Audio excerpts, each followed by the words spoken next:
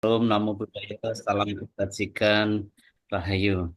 Yang kami hormati Profesor Dr. Kunstianing Astuti MPD, ini yang senior-senior dulu, Profesor Dr. Tri Hartiti Retnawati, MPD, sehat selalu, Prof. Kemudian ada Prof. Kuswasantio, Iya, Associate itu Prof. Profesor, Agus. Titik Putraningsih, Associate Profesor, Mbak Wenti, Nuryani, Associate Profesor Mbak Ines Niken dan sahabat-sahabat kami Mbak Astuti dan Mbak Mas Miflikul Muflikul Haq. Oke. Ya selalu pertama-tama kita panjatkan puji syukur kehadirat Allah Subhanahu wa taala yang telah memberikan kenikmatan sehat sehingga di siang hari ini kita bisa omon-omon serius namun santai itu terkait dengan kurikulum dan pengembangan prodi. Kami sebetulnya tidak berani menolak kalau Prof Kun yang ngutus, yang ngendikan itu saat itu kami masih di Denpasar, ya, Denpasar Bali untuk melaksanakan tugas asesmen lapangan Badan Akreditasi Nasional Perguruan Tinggi di salah satu perguruan tinggi seni di Denpasar, yaitu Prodi S3 eh, Seni, Prodi S3 Seni eh, Universitas Negeri Bali sekarang menggunakan nama Universitas Negeri Bali, bukan Wah, Universitas Negeri Denpasar. well, Nah, jadi ada iya. perubahan statuta, kemudian penataan dan sebagainya. Itu juga atas provokasi kami kepada Prof. Kun Kun Atnyana, Bu Anda. Pak Rektor. Tatiana Ya, ya. jadi Pak Rektor punya visioner, misi-misi yang cita-cita yang visioner begitu, kecepatan-kecepatan beliau punya gagasan-gagasan yang baik. Bapak Ibu yang kami hormati, sebetulnya kami hanya berbagi saja apa yang diutus Prof. Kun terkait apa yang sudah kami lakukan. Jadi apa yang sudah kami lakukan dan ke depan apa yang akan kami lakukan terkait dengan pengelolaan prodi S3. Meskipun mohon maaf, kami memang sementara kemarin konsentrasi pada apa peningkatan karir dari rektor kepala guru besar sehingga kami mengundurkan diri berkirim surat kepada Pak Rektor dan disetujui oleh Pak Dekan.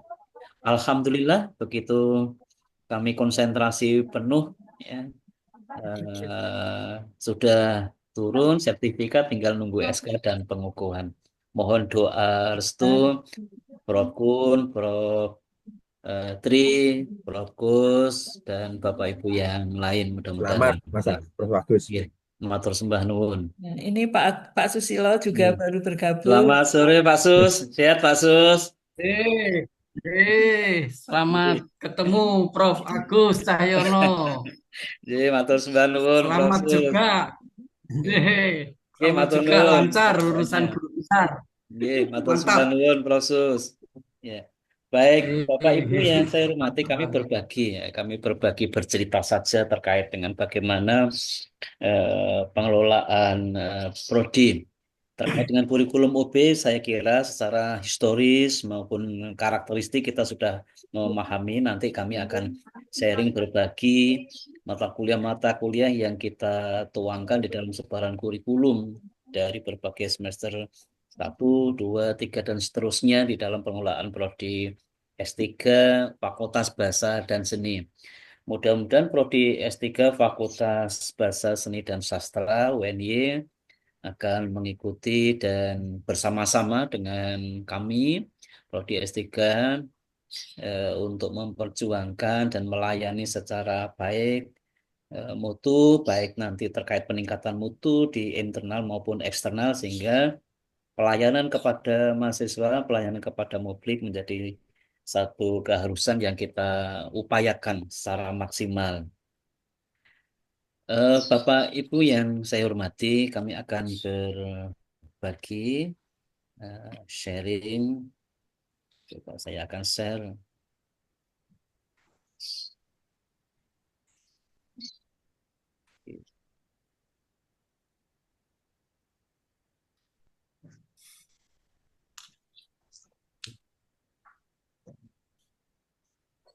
Bapak Ibu bisa terbaca PPT Bisa. kami. Ah, Masih kecil ya, oke, begini sudah.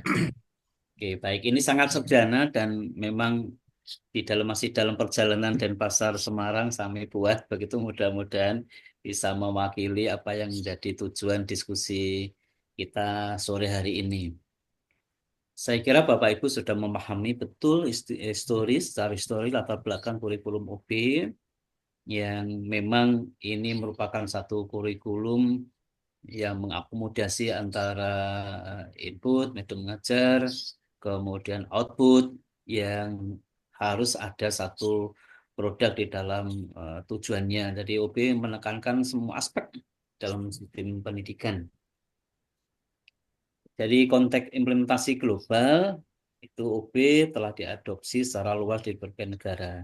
Bagaimana di Indonesia, yaitu kita mengikuti dari integrasi dalam ASEAN Qualification Framework dan kerangka kualifikasi nasional Indonesia KKNI. Jadi level 9 untuk prodi S3 pendidikan seni. Sekilas saja ini karakteristik yang kurikulum OB. Jadi ciri-ciri utama untuk OB yaitu yang membedakan dari kurikulum tradisional yaitu berbasis CP atau capaian pembelajaran. Saya kira Bapak Ibu sangat paham betul apa itu CP, CPR, CPMK, sub CPMK. Hanya saja Bapak Ibu mohon maaf ketika diskusi pembuatan menyiapkan perangkat apalagi di dalam konseptual naskah-naskah akademik kurikulum itu biasanya nanti tidak tuntas ya, yang kami lakukan dan kami temui itu pasti tidak tuntas baik dalam tataran konsep itu ya konsep akademik kurikulum OB sampai nanti luarannya betul-betul menghasilkan bahan ajar itu biasanya terputus di jalan karena memang ini pembuatan kurikulum harus serius biasanya hanya sebaran mata kuliah kemudian ditempatkan di mana mata kuliah itu akan ditawarkan kemudian deskripsi, kemudian perangkat, dan perangkat itu tampaknya tidak lengkap ya, tidak lengkap. Saya sebagai asesor bahan PT maupun Lamdik selalu menemukan hal-hal yang menjadi hambatan kekurangan.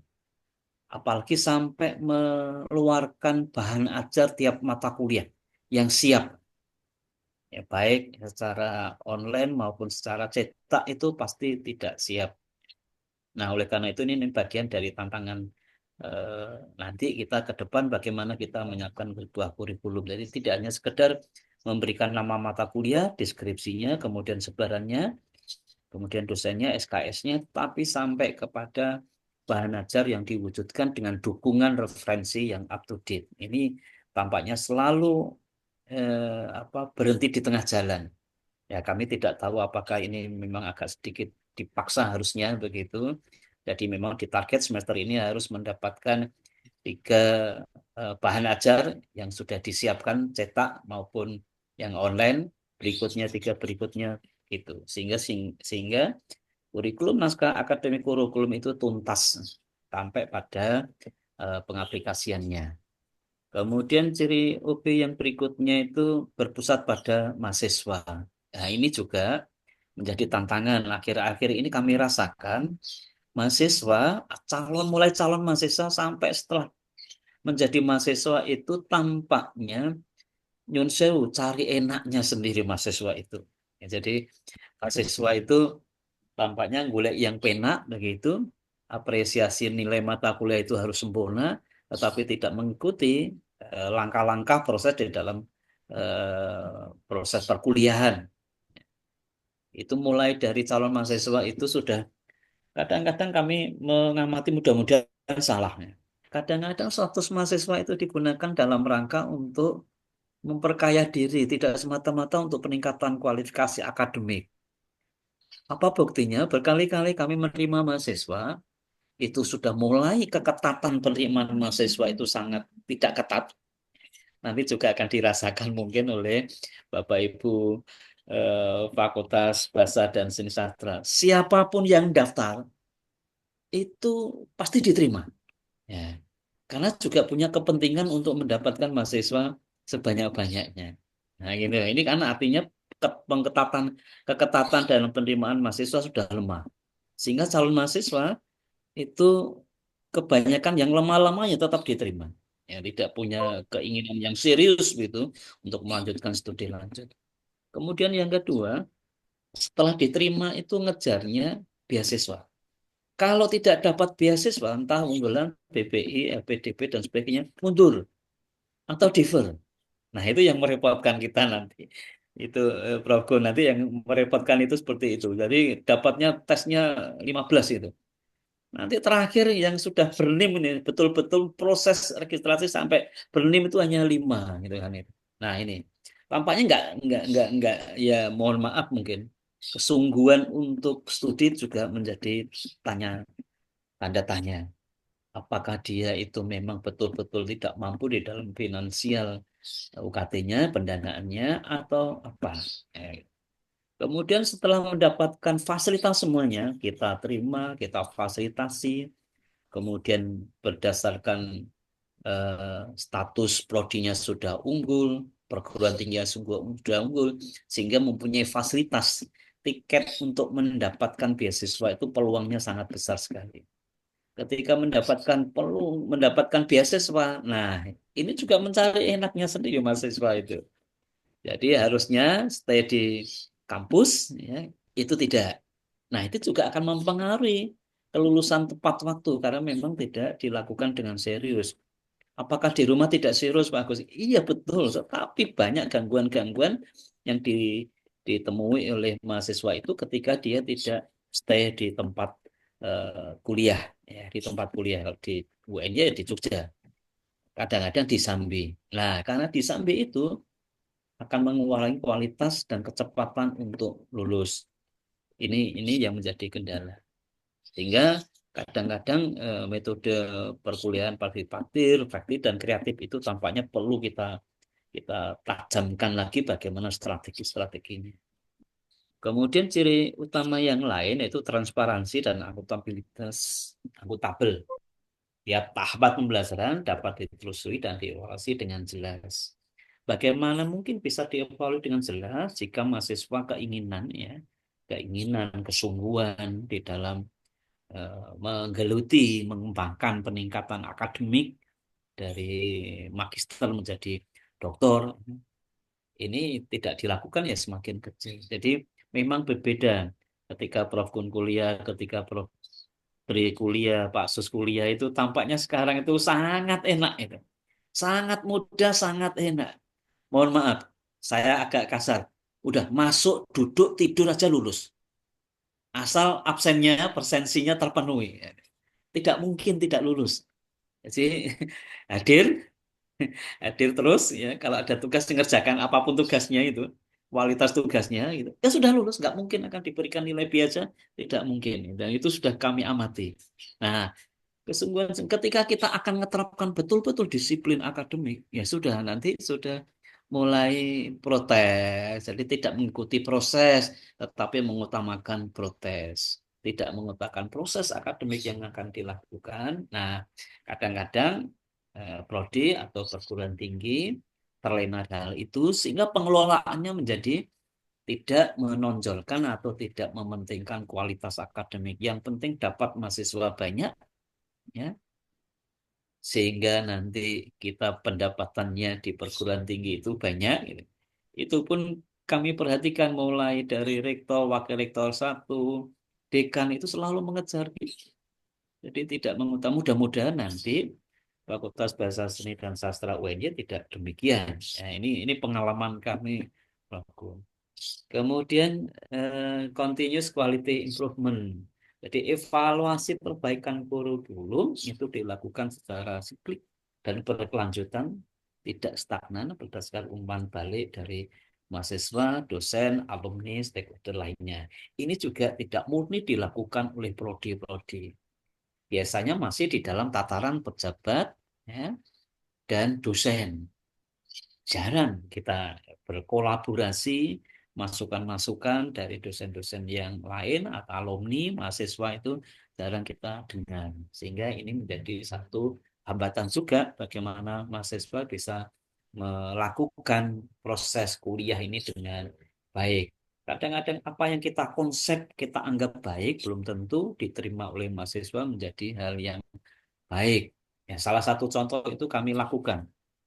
Kalau mahasiswa itu tidak kita plot di dalam perkuliahan, salah satu contoh di semester 3 itu ada mata kuliah seminar proposal disertasi. Karena ini namanya mata kuliah, mau tidak mau di semester 3 mahasiswa harus sudah ujian proposal disertasi. Ini kan dipaksa, Prof. Gun, dipaksa. Dengan demikian, nanti kita mendapatkan outcome-nya dan output-nya itu jelas, prosesnya jelas. Di semester 2 mahasiswa harus menyelesaikan mata kuliah penyajian data atau kajian data. Bagaimana mungkin pameran itu dilakukan jika tidak punya topik disertasi? Bagaimana mungkin topik disertasi itu kuat jika belum didamping oleh tim promotor? Jika itu sudah dipaksakan, topik sudah kecekel, teman-teman mahasiswa juga harus terjun ke lapangan, harus mendapatkan data, karena data itulah yang akan dipamerkan, yang akan diamati, yang akan dibahas oleh pembahas di luar tim promotor. Itu pun masih kami tambahi, harus mencari tokoh atau profesional, bisa profesor di bidangnya, kalau saya menitik katakan harus ngejar umpama Prof. Yasrab. Temui Prof. Yasrab, kalau perlu set in, kalau perlu diskusi dengan beliau terkait penguatan tentang semiotik. Mungkin Prof. Ahimsa Putra, antropolog, bagaimana saudara harus bisa menemukan dan mencari, bertemu, berdiskusi dengan Prof. Ahimsa. Terkait dengan administrasi nanti kita bantu, kita berikan. Ini dalam rangka untuk menguatkan mahasiswa itu agar lulus tepat waktu, dia fokus betul, mulai start di semester 1, 2, 3 itu kami padatkan. Sehingga logikanya semester 4 itu bisa lulus. Paling lambat semester 5 itu sudah bisa lulus. Nah, seperti itu nih kami kami gabungkan antara berbicara kurikulum dan bagaimana kita pengelolaan prodi. Kemudian bagaimana implikasi OB ini? Yang pertama sebetulnya ada redefinisi CPL atau CB, capaian lulusan. Nah, lulusan program doktor diharapkan memiliki, saya kira Bapak Ibu sudah memahami betul terkait dengan CB, CPL, kemudian transformasi kurikulum dan metode pembelajaran. Ini menjadi satu tuntutan bagaimana kita bisa merancang kurikulum sesuai dengan kebutuhan. Ya. Kemudian integrasi dunia nyata dan profesionalisme, makanya kita tidak hanya berkutat pada norma, pada konsep dan teori, tetapi betul-betul fenomena yang ada di lapangan itu menjadi satu tuntutan yang bisa dijawab oleh calon doktor. Ya, jadi mahasiswa ini tentu diperlukan sebagai seorang pemikir dan aktor transformatif di masyarakat. Kemudian penguatan soft skill-nya itu seperti kepemimpinan, komunikasi akademik, etika seni, pengambil keputusan berbasis riset, ini menjadi satu implikasi yang harus dilakukan ketika kita menggunakan kurikulum UB di dalam program studi S3 pendidikan seni. Evaluasi dan asesmen, penilaian tidak hanya pada ujian atau tugas, tetapi melalui portofolio karya, publikasi ilmiah, presentasi pada forum internasional, diseminasi karya seni berbasis penelitian. Nah, ketika kita bertarung di dalam kancah internasional, ini kelemahan mahasiswa. Mungkin tidak hanya mahasiswa, kelemahan dosen juga. Banyak bagaimana bisa mempresentasikan dengan bahasa Inggris yang betul-betul bisa dipahami dengan baik. Baik tulis maupun lisan ini menjadi juga kelemahan. Ya, kelemahan. Kalau itu mau diterapkan, kemudian TOEFL-nya diperketat, itu juga hambat, sama seperti kami ketika di UGM itu tidak bisa melangkah sedikit pun jika TOEFL dan TPA-nya tidak bisa memenuhi sesuai dengan syarat. Ya udah, stagnan di tempat, berjalan di Betul, tempat, nggak bisa betul Prof. apa-apa. Betul Prof Agus. Jadi tidak bisa apa-apa sama sekali, nggak bisa itu kan. Ya, jadi ini menjadi pengalaman kami dengan Prof. Kus itu udah sampai usaha bagaimana satu kelas, kemudian ada pendampingan, ada kursus. Nah, seperti itu. Ini menjadi satu hambatan. Kemudian tantangan dan strategi implementasi kurikulum OB, ini tantangan dosen. Memang dosen perlu upskilling, jadi peningkatan keterampilan di dalam merancang CPMK, eh, di dalam berbasis OB. Kemudian keterbatasan sistem manajemen mutu internal. Jadi bagaimana kita bisa mengakomodasi, ya, menyiapkan evaluasi atau di dalam AMI, audit mutu internal. Ya, kebetulan kami S3 Pendidikan Seni itu berturut-turut di 2 tahun berturut-turut menjadi juara 1 AMI, ya, jadi AMI, sehingga kami mendapatkan reward dari Pak Rektor ketika tinjauan eh, apa tahunan itu mendapatkan 50 juta eh, untuk pengembangan prodi. Nah, ini menjadi satu hal yang menarik. Tetapi rewardnya itu tidak reward murni, harus dicantolkan pada skim penelitian, namanya penelitian inovasi lanjutan. Dan celakanya lagi ada tuntutan, tuntutan apa? Publikasi Scopus. Ya sama saja, cukup bukan reward lagi. Jadi jadi bukan tidak reward lagi dikasih 50 juta tapi harus punya Scopus. Ya udah berarti kan enggak reward kan. Reward itu sudah tidak apa-apa. Ini Pak Agus untuk dikelola untuk pengembangan prodi 50 juta. Nah, SPJ-nya nanti diatur oleh akuntan sendiri. Nah, itu namanya reward. Kalau reward masih ada tuntutan-tuntutan yang lain ya bukan reward tidak. Tapi diterima saja karena mau nggak mau kan harus diterima. Kemudian bagaimana strateginya? Ya pelatihan kurikulum dan workshop seperti yang kita lakukan sekarang. Mudah-mudahan ini bukan pertama, nanti Prof Kun kita masih akan berkolaborasi. Ya, kolaborasi tidak hanya sekedar menyusun kurikulum berbasis OB, tetapi bagaimana kita bisa saling saling pertukaran dosen pengampu, pertukaran pembimbing, penguji. Ya, sementara ini kemarin kami sudah sedikit bincang-bincang dengan teman-teman Prof. Bun. Jadi yang profesor-profesor agak slow. Jadi kita tidak tugasi yang dokter-dokter yang membutuhkan syarat tambahan itu kita utamakan. Tampaknya Pak Dekan setuju. Jadi kita utamakan baik yang eksternal maupun yang internal. Kami sudah banyak WA Pak Agus ada nggak ujian? Kami bisa nggak untuk ini? Udah. Jadi kita terbuka. Jadi bagaimana kita bisa mengakomodasi teman-teman kolega kita dari berbagai perguruan tinggi. Ketika saya mengelola prodi itu ujian proposal saja kami mendatangkan 25 dosen penguji dari luar. 25. Ini kan juga menjadi eh, satu strategi kami di dalam pengelolaan prodi. Karena otomatis teman-teman dosen dari berbagai perguruan tinggi ketika kami gandeng, baik sebagai dosen pengampu, pembimbing, penguji, otomatis beliau-beliau ini juga membantu kami di dalam promosi untuk mencari mahasiswa. Pasti direkomendasikan ini. Ya. Kecuali kalau katakanlah dosen UNY, apalagi kalau di ini baru, ya ada kekuatan yang harus dilakukan supaya terpenuhi minimal mahasiswa itu terpenuhi ya dari dosen sendiri biasanya seperti itu. Tapi kalau sudah terakreditasi, kami bisa agak leluasa untuk mendapatkan calon mahasiswa itu berangkat dari eh, apa kita kuatkan kerjasama itu. Kerjasama itu ketika kami menggunakan dan meminta bantuan dosen luar itu ya pasti sesuai dengan kontennya, sesuai dengan bidang ilmunya. Kemudian syukur menjabat. Mengapa harus menjabat? Supaya lancar strategi untuk kerjasama. Gitu.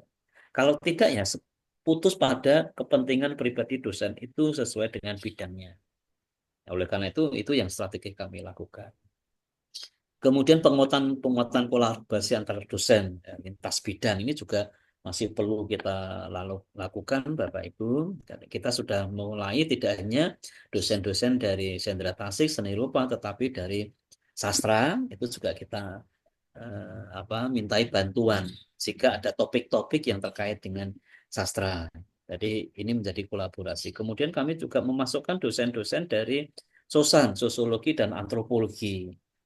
ya, Fakultas Ilmu Sosial. Ini juga bagian dari penguatan kurikulum sehingga topik-topik disertasi mahasiswa S3 itu menjadi sangat apa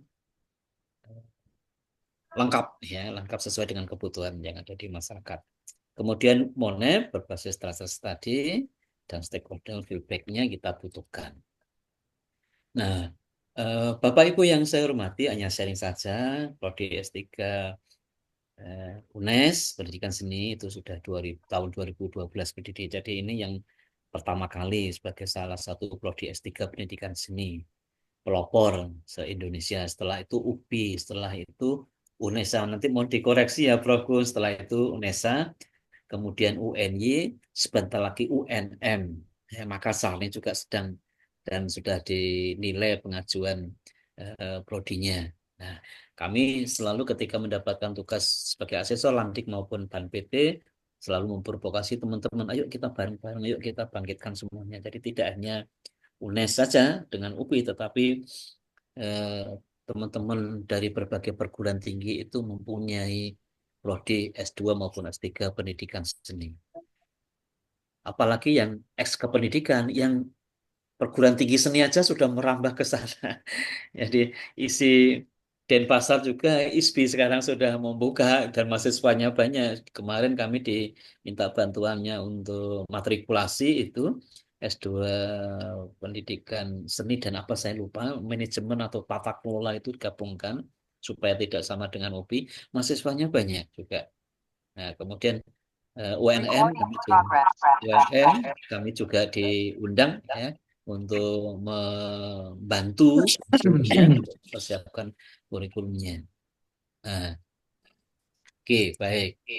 Nah, ini sebaran mata kuliah Bapak Ibu di semester 1 Art Education Philosophy, ya, filsafat pendidikan seni, kemudian metode penelitian pendidikan seni, ideologi dan pendidikan seni, kemudian tata kelola pendidikan seni ada di semester 1.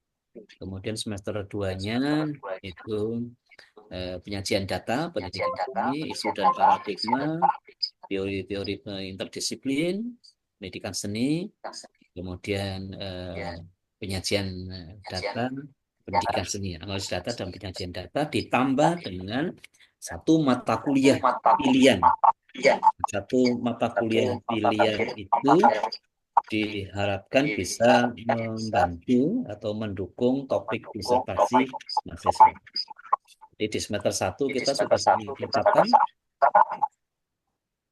kita sudah punya catatan mahasiswa itu akan meneliti tentang apa, kemudian kita backup dengan mata kuliah yang sebidang dengan topik disertasinya. Kemudian semester 3 itu sudah seminar proposal disertasi. Kami semester 1 akhir itu sudah memasang tim promotor. Ya, proses tim promotor kami dengarkan mahasiswa untuk memilih, ya, kemudian kami berikan daftarnya. Ini yang bisa promotor, ini yang bisa co 1, co 2, promotor 2 boleh, agar apa? Kami meyakini mahasiswa ketika memilih itu tentu akan menjadi nyaman dengan pembimbingnya, supaya tidak ada konflik, supaya tidak ada perselisihan di dalam proses penulisan disertasi.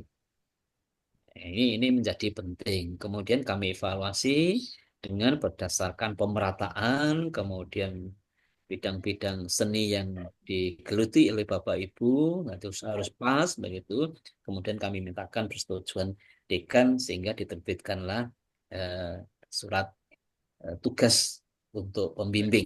Ya, surat tugas untuk pembimbing. Nah, jadi ini sebaran mata kuliah baik di kami, prodi kami, semester 1 12 SKS, semester 2 itu 5 mata kuliah, 15 SKS, per mata kuliah 3 SKS.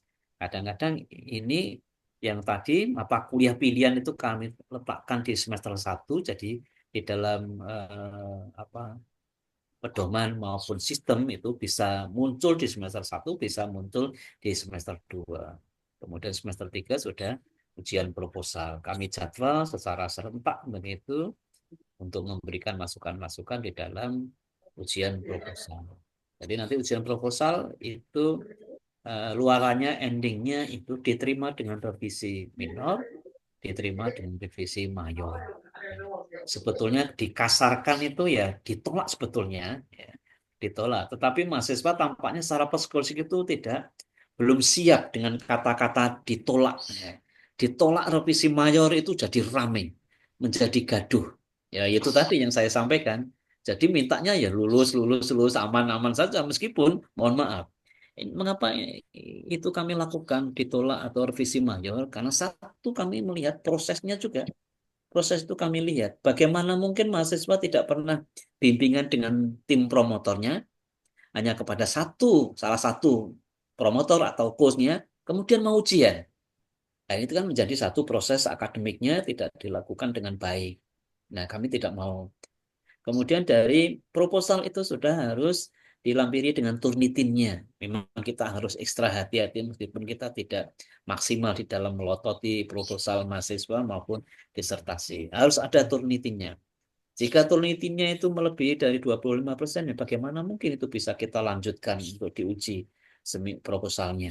Ya, hal-hal yang begitu kadang-kadang mahasiswa tidak mau menerima. Jadi masuk ujian gitu harus diterima, harus lulus. Pokoknya gelundung terus. Ya, kami tidak mau melakukan hal itu. Meskipun ini berisiko, ini tanggung jawab Korpodi. Ya, resiko Korpodi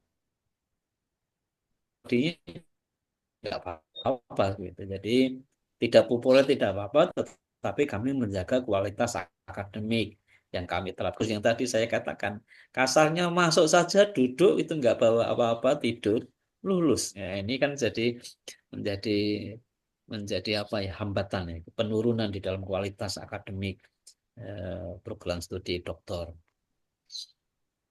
Nah, saya kira ini tidak perlu kami sampaikan terkait bagaimana posisi riset pendidikan seni, satu sisi riset terkait dengan seni, satu riset terkait dengan pedagogik. Sebetulnya ini sudah kita pahami bersama. Kemudian ini kelompok riset, ya. Artinya bagaimana strategi topik-topik penelitian teman-teman mahasiswa itu menggunakan paling tidak pendekatan interdisiplin, dua pendekatan atau lebih di dalam mengungkap, menjelaskan, menjawab atas masalah yang dikemukakan. Saya kira itu Bapak Ibu semuanya kami cukupkan. Yang penting nanti kita diskusi. Ya.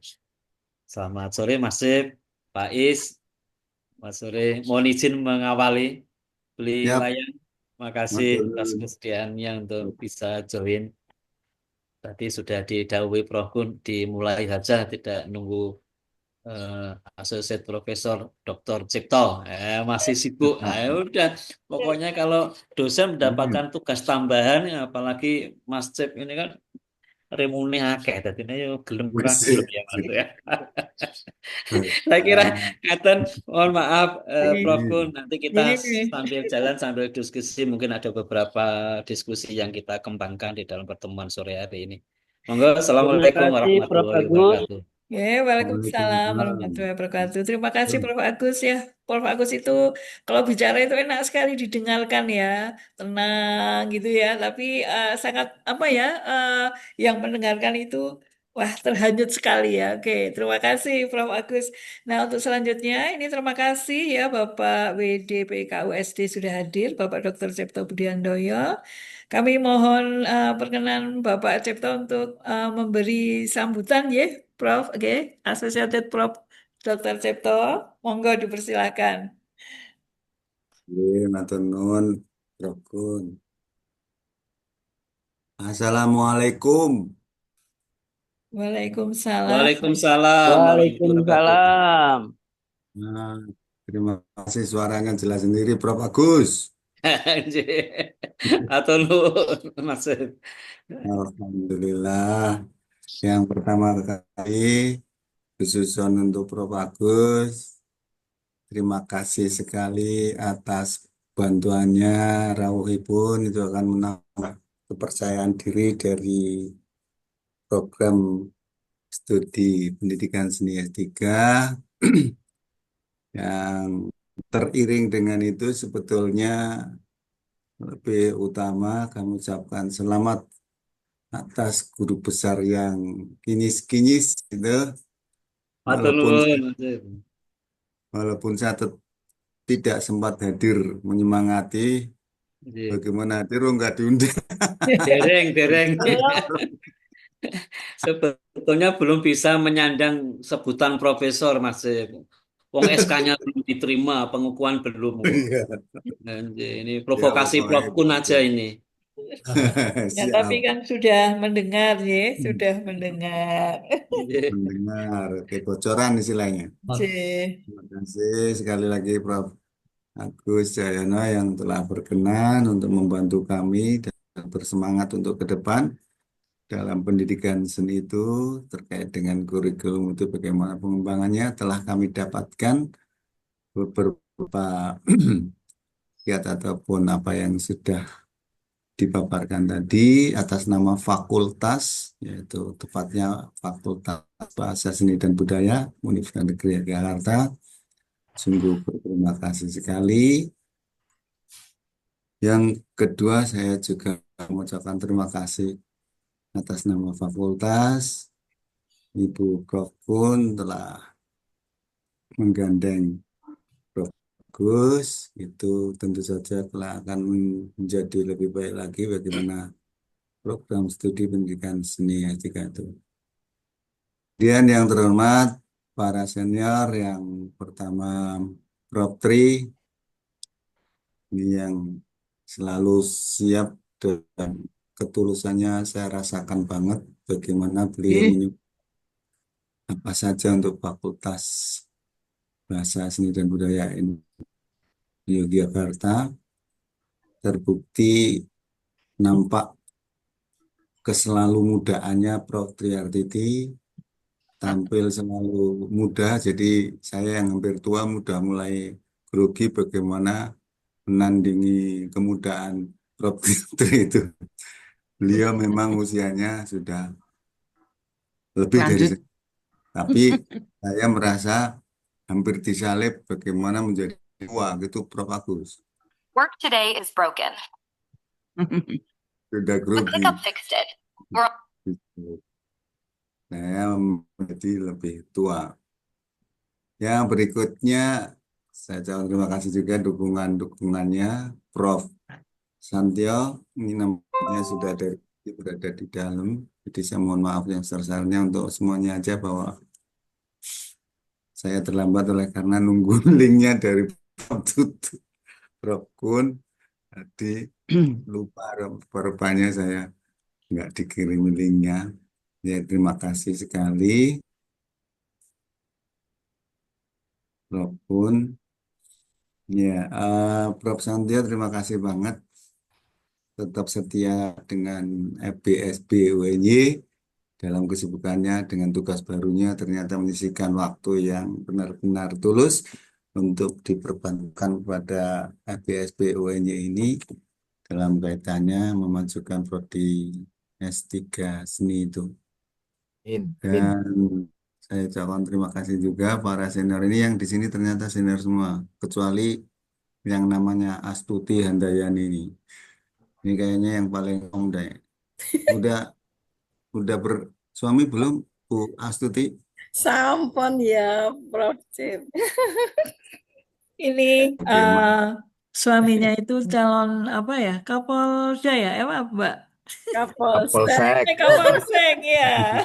Ojo main-main, Prof. Cip. Jangan diganggu loh, Prof. Cip, KWD. Oh iya, berikutnya terima kasih Dan banget ya tangkap. rawuhipun Prof Wayan jauh-jauh dari Bali untuk kemajuan S3 Prodi Seni S3 FBS UNY ini.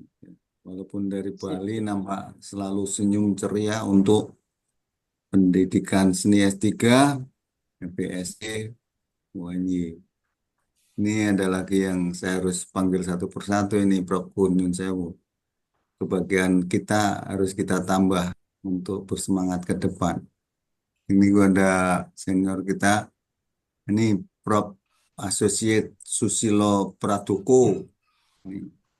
Atur nuhun. Ya, untuk mendukung kebaikan-kebaikan atau cita-cita baik untuk prodi seni ke depannya S3. Apalagi ini, oh, Prof. Yudi ya. Prof. Hilang. Golek wayang paling. Ya. Itu di belakangnya Ya, Pak Cep, Pak yang. pengikut setia saya.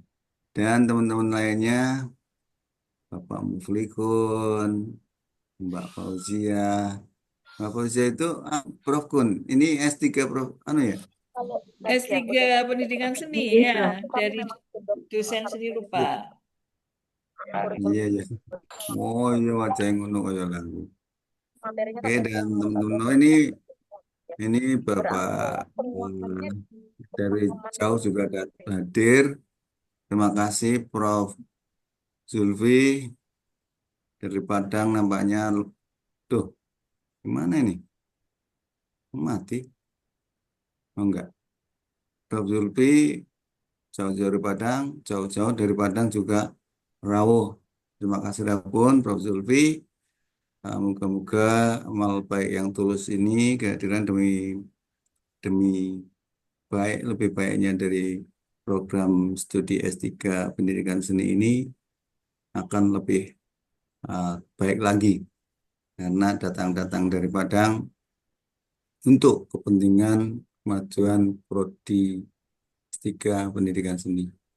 Mohon maaf yang Bu Titik belum saya panggil ini, harus tak panggil semua kayaknya deh. Bu Titik Putraning sih, nah ya nggak dengar namanya. Oh ini Bu Wenti yang selalu kalau tak antar ke rumah itu nggak mau Propon. Ini Bu Wenti itu takut banget kalau saya nganter.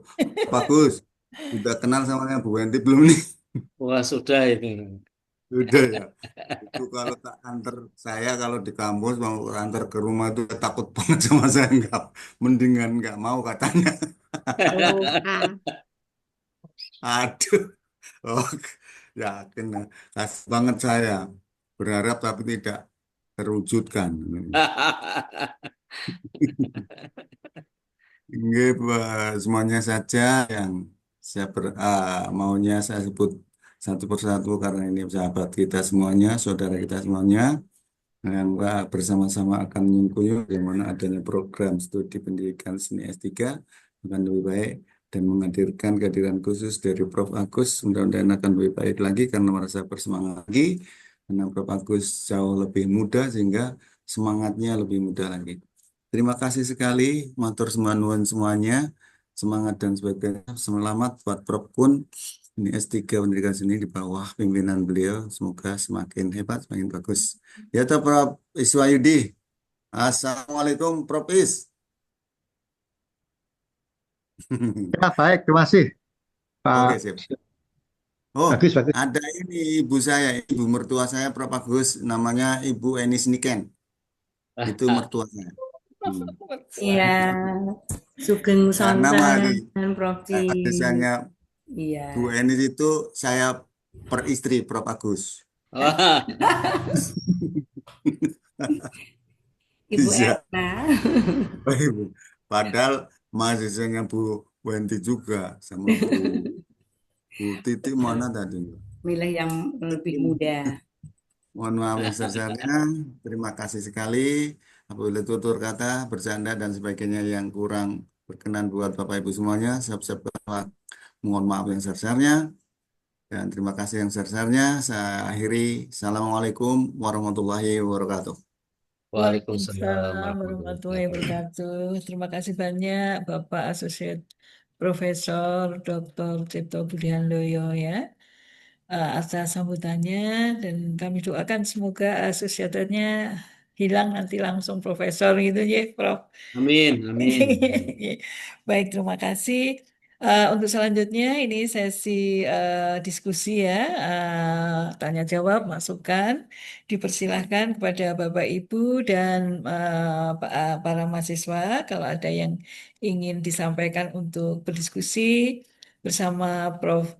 Agus Cahyono ini kesempatan yang sangat baik sekali ya. Saya undang dengan mendadak dan beliau sangat apa ya, sangat bersedia begitu. Terima kasih banyak. Monggo Nggak dipersilahkan. berani menolak, Prof Gun. Oh, siap, matur nuwun. Pokoknya kalau eh, Bapak Ibu dari UNY itu kami nggak berani. Saya dengan Pak Sus saja pasti ngestok akan dawuh Pak Sus. Mantap, Prof. Terima kasih. Baik, monggo Oke, dipersilakan. mulai dari saya, Prof. Oh, Kun. boleh silakan, silakan. Ya. Ye. Oke, luar biasa. Terima kasih Prof. Agus Cahyono. Jadi saya selalu mengagumi beliau dimanapun kalau ketemu. Ya, jadi ini hal yang luar biasa. Kita kan belajar dari trik-triknya Prof. Agus yang orang kreatif. Misalnya triknya sampai ujian proposal menguji semua dosen-dosen, ada 20 penguji tadi ya. Mantap. Kemudian juga selalu mengundang, termasuk di Gilir ya. Saya juga pernah diundang uji di tempat Prof. Agus. Jadi kemudian dari UNESA, dari berbagai perguruan tinggi. Nah ini kan berarti ketika kita mengundang mereka itu kan share keilmuan. Artinya teman-teman yang diundang itu kan dikuras ilmunya sama Prof. Agus. Oh gitu toh, langsung dipraktekkan. Nah itu poin-poin yang ini ya. Terus juga poin yang lain, jadi poin yang lain ini kekuatan dari kajian penelitian di tempat UNES ini luar biasa karena apa? Tadi ada materi yang saya baca itu ada sosiologi itu sendiri, 3 SKSD, Prof. Agus ya. Leres. Antropologi sendiri. Padahal kalau kita penelitian kualitatif, ya dasarnya itu. Artinya itulah dasar teori-teori. Misalnya kalau di dalam sosiologi itu ada Pierre Bourdieu, ada Baudrillard yang sekarang itu hiperrealitas. Kemudian ada strukturasinya Giddens. Nah ini untuk mengkaji semua. Kalau di antropologi ada Clifford Geertz, ada Bruno Nettel dan seterusnya. Ini kan semakin mempertajam, ada Levi-Strauss dan seterusnya. Dan tidak hanya itu, juga mengundang tokohnya. Jadi seperti tadi dicontohkan, tokoh di Indonesia untuk semiotik siapa? Itu Yasraf Amir Piliang, nah, itu juga diundang. Kemudian yang antropologi, Lono gitu. Nah, terus kalau dari UI, nah kebetulan Prof. Cecep sendiri dari UI, itu kakak 2 tahun di atas saya itu waktu kuliah. Ya, nah saya mau tanya ini yang mungkin karena kita baru Prof. Agus, kita setengah mati baru dapat 9, 10 gitu kan. Nah, Prof. Agus ini pernah dapat 60. Ini paling dahsyat di seluruh pendidikan seni di Indonesia. Nah, trik-triknya ini apa, Prof? Apa trik-triknya? Sehingga karena kita mau tidak mau tadi seperti katakan Prof. Agus itu, kita PTNBH. Kalau misalnya, kalau zaman dulu yang kuliah S3 3 nggak masalah, malah bermutu. Nah sekarang yang saya dengar juga Prof. Kun itu juga dituntut minimal 10. Kalau kurang dari 10 rugi bayar dosen, rugi bayar profis, remunerasinya barang. Ya gitu. Monggo nanti bagaimana trik-triknya sampai bisa ya trik kemajuan keilmiahan sama trik untuk bisa merekrut calon mahasiswa yang banyak itu. Jadi sampai 4 kelas paralel aja, Prof. Agus. Monggo Prof. Agus Cahyono. Matur sembah nuwun, mohon izin Prof. Is, Prof. Sipto, Prof. Kun. Terkait yang terakhir, Prof. Sus, jadi strategi kami begitu mendapatkan tugas keluar itu, saya semangatnya bagaimana saya bisa mencari kawan sebanyak mungkin. Jadi meskipun ID card saya itu sebagai asesor bahan PT atau itu asesor Landik, apalagi itu ditugasi Pak Sus itu sebagai ketua umum APSI, nah 3 ID card itu saya gunakan semuanya. Ya, sehingga ini yang sangat berpengaruh pada bagaimana kami mendapatkan kawan sebanyak mungkin. Dan kawannya tidak bain-bain, nyun sewu, mesti ketemu rektor, pasti ketemu dekan. Dan bidangnya pasti sama. Ya, bidangnya pasti sama. Pengalaman kami ketika kami di Makassar, salah satu contoh ya, banyak keluhan dosen-dosen muda itu pengennya niatnya kuliah S3, tetapi nggak boleh oleh dekannya. Kemudian tidak diizinkan oleh rektornya. Ya kami mendekati, kami jelaskan, ini loh kurikulumnya, ini loh proses perkuliahannya nanti, ini mudah-mudah alasannya kan nunggu dulu yang tua-tua, yang senior-senior kuliah. Senior-senior yang sudah kuliah itu nunggu dulu lulus. Ya, kami sampaikan kapan lulusnya Pak Rektor, Pak Dekan, yang senior-senior itu. Kalau belum kuliah, kapan punya niat kuliah? Padahal kebutuhan prodi ini semakin lama semakin mendesak untuk mendapatkan dosen yang berkualifikasi akademik doktor. Saya sampaikan begitu. Tetapi ini kan dosennya terbatas Pak Agus. Tidak ada masalah, kami menggunakan perkuliahan hybrid. Ya, meskipun aturannya sebetulnya di UNES itu, Bapak Ibu, daring itu hanya maksimal 4 kali. Tetapi Bapak Ibu bisa melihat, kami hampir sepenuhnya daring. Dan itu yang diinginkan mahasiswa. Mahasiswa nggak bisa luring itu nggak bisa, pasti nanti kita nggak dapat mahasiswa. Karena memang kebanyakan calon mahasiswa itu ya dosen, guru, kemudian pejabat-pejabat di daerah yang tidak bisa meninggalkan kuliah, yang tidak bisa meninggalkan pekerjaan, yang bisa meninggalkan pekerjaan itu yang beasiswa. Beasiswa pasti terbatas umur yang mendapatkan beasiswa. Itu pun kadang-kadang mahasiswa nakal tadi yang saya sampaikan. Harusnya punya kewajiban stay di tempat kampusnya, tetapi tidak. Nah, ini kadang-kadang nakal-nakalnya begitu. Ada juga modus bahwa status mahasiswa itu digunakan untuk memperkaya diri, untuk mendapatkan beasiswa. Karena eh, besaran beasiswa itu kadang-kadang melebihi dari sedosnya.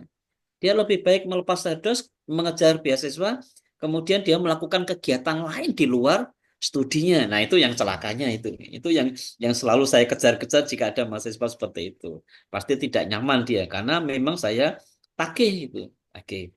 Jadi itu kasus seperti kemarin ya, seperti kemarin. Saya di Denpasar itu mulai dibuka tanggal 20, 21, 22. Tugasnya SK saya itu asesor ban PT. Tapi kami sebelum minggu itu sudah kami bekerja untuk atas nama APSI. Atas nama APSI ada pelantikan 8 wilayah serentak begitu secara hybrid. Mantap. Itu difasilitasi oleh Pak Rektor. Pak Rektor sebagai Dewan Penyantun, Pak Sus. Jadi semua rektor yang mempunyai prodi seni, fakultas seni, itu kami minta kesediaannya untuk menjadi Dewan Penyantun APSI, Pak Sus. Dekan-dekannya semua dekan Dewan Pembina. Jadi mau tidak mau ketika kami di daerah ya kami tagih Dewan Penyantun, santunannya mana ini kan. Mohon dong difasilitasi ya tempat snack dan sebagainya yang kita nggak punya. Ya itu. Kemudian kami melaksanakan tugas asesor. Asesor itu diskusi dari hati ke hati, tidak hanya sekedar kami memeriksa mencari kekurangan, tapi bagaimana kita bisa membangkitkan ya sama seperti kami bertugas di UNY. Saya kira saya nggak pernah menyalai atau menjelek-jelekan prodi-prodi ya Mas Cep ya. Mesti yang saya sentuh kan mesti unggul-unggul semua kan Mas Cep. Saya sentuh mesti unggul-unggul semua. Jadi itu itu bagian dari strategi kami Pak Sus. Jadi sebanyak mungkin seperti halnya kami merekrut minta bantuan baik dosen sebagai pengampu ya dosen, kemudian pembimbing, kemudian penguji itu bagian dari ujung tombak kami untuk mencari mahasiswa. Jika kalau ada potensi-potensi ini kok tidak bergerak ya dosennya banyak prodi pendidikan seni pertunjukan, ya sudah kami kontak gitu dekannya, kami minta nomor dekannya, kemudian kami berbicara. Lebih dibatasi. Kami berbicara kalau ini prodi Lebih. S1 pendidikan seni pertunjukan atau pendidikan sentrasi sudah punya doktor pendidikan seni ada tidak? Oh tidak ada Pak Agus gini. Nah ini kesempatan kami masuk. Kesempatan kami masuk untuk menjelaskan. Dan kami orientasinya bagaimana kami bisa melayani yang terbaik. kepada customer. Customernya calon mahasiswa itu sampai meyakinkan mahasiswa itu kita yakinkan, dekannya kita yakinkan, rektornya kita yakinkan. Dengan demikian tidak ada alasan lain dia mau menunda. Sebentar Pak Agus, kami harus nggak bisa. Ya ini waktu yang terbaik. Nah, ini waktu yang terbaik. Itu satu strategi yang terkait dengan bagaimana kita mendapatkan mahasiswa dari apa pendekatan akademik, Pak Sus, pendekatan lembaga. Kemudian sebetulnya masih bisa juga strategi yang ini juga masih belum cool di UNES, yaitu begini. Ini juga perlu dukungan dari pimpinan fakultas. Jadi dosen-dosen yang mengampu prodi S3 pendidikan seni itu juga ditarget untuk mendapatkan mahasiswa. Ya, mau tidak ngajar, ya, tolong dong dibantu cari mahasiswa dong. Ya. Caranya bagaimana? Calon mahasiswa itu ditawari. Nanti kami bantu UKT-nya 30% atau 25% atau 50%, katakanlah UKT-nya 10 juta. Nanti mahasiswa itu akan membayar 5 juta saja atau 7 juta setengah, itu senang sekali. Terus dari mana dosen itu? Ya, dosen itu atas kewenangan Pak Dekan paling tidak itu membuat woro-woro nanti kalau siapa saja dosen yang ngajar di prodi S3 yang mendapatkan hibah penelitian baik dari BIMA, DIPA, universitas, DIPA fakultas, mohon dong dibantu calon mahasiswa. Silahkan memilih calon mahasiswa siapa yang akan dibantu, berapa orang yang akan dibantu. Nah, kemudian mahasiswa itu dimasukkan di dalam penelitian itu. Nah, mahasiswa itu nanti juga akan membantu dosennya di dalam mewujudkan, melancarkan luarannya. Jadi win-win solution, mahasiswa dapat bantuan UKT-nya, dosen mendapatkan bantuan untuk mewujudkan luaran penelitiannya. Ini menjadi strategi teman-teman UM itu juga melakukan itu di fakultas MIPA-nya itu. Kemudian di tempat kami UNES, fakultas MIPA juga melakukan seperti itu. Jadi dosen-dosennya tidak hanya menunggu untuk mendapatkan tugas atau jatah ngajar, enggak. Tetapi juga membantu bagaimana membantu korprodinya mencarikan mahasiswa.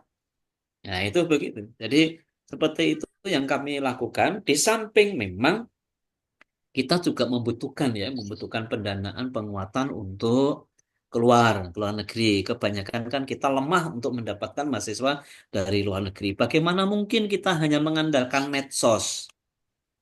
Kita tidak ke sana, tidak melobi, tidak menjelaskan. Saya kira itu nggak mungkin, kecil kemungkinan, kecil kemungkinan. Nah, ini teman-teman dari UPI itu sudah banyak mendapatkan mahasiswa dari Cina. Mungkin UNY, walaupun kan punya jaringan juga dengan Prancis dan sebagainya. Saya kira itu peluang, kan itu. Kemudian UNESA juga punya jaringan. Ini bagian-bagian yang perlu kita lakukan.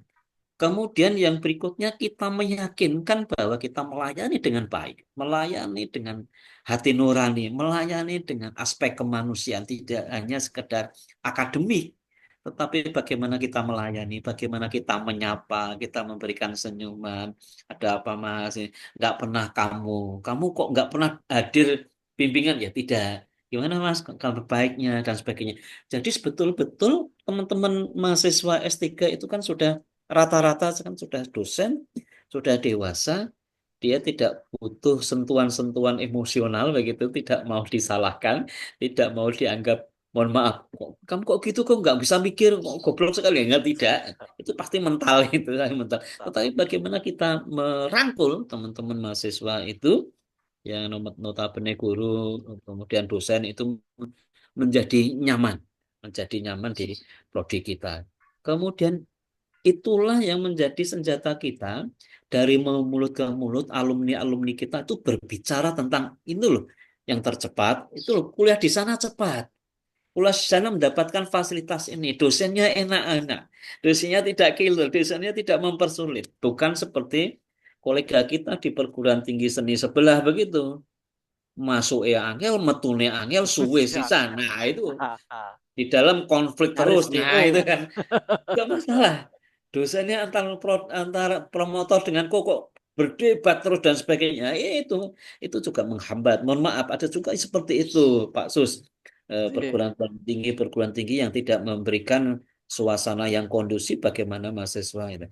Tapi prinsipnya mahasiswa rata-rata itu golek wenake, pokok sak enak-enake, sak ringan-ringane, lulus cepet, nilainya maksimal. Nah, itu kadang-kadang kami yang tidak mentolong mengkhianati akademik.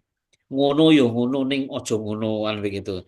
Ya digawe rada enteng, dimudahkan tapi ora gampangke. Seperti itu Pak Sus, kami kalau guyonan gocekan dengan teman-teman mahasiswa itu juga seperti itu. Jadi mahasiswa yang beasiswa itu kami berikan jadwal. Tanggal sekian sekian ini karena saudara wajib, teman-teman wajib hadir, wajib stay di Semarang. Tolong dong ini ya. Nanti kita off mulai sekian tanggal sekian sampai sekian kita off. Silakan tilik bojo, tilik anak, tilik sopo gitu kan ya silakan. Nanti kita panggil lagi.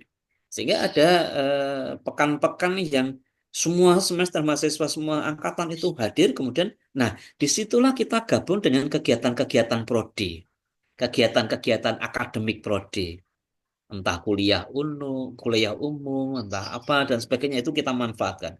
Jadi kami sukanya itu satu kegiatan kena semuanya gitu Pak. Efektif Oh, gimana caranya? Jadi efisien, jadi tidak repot, tetapi satu kali itu kena semuanya. Ya, satu kali kena semuanya.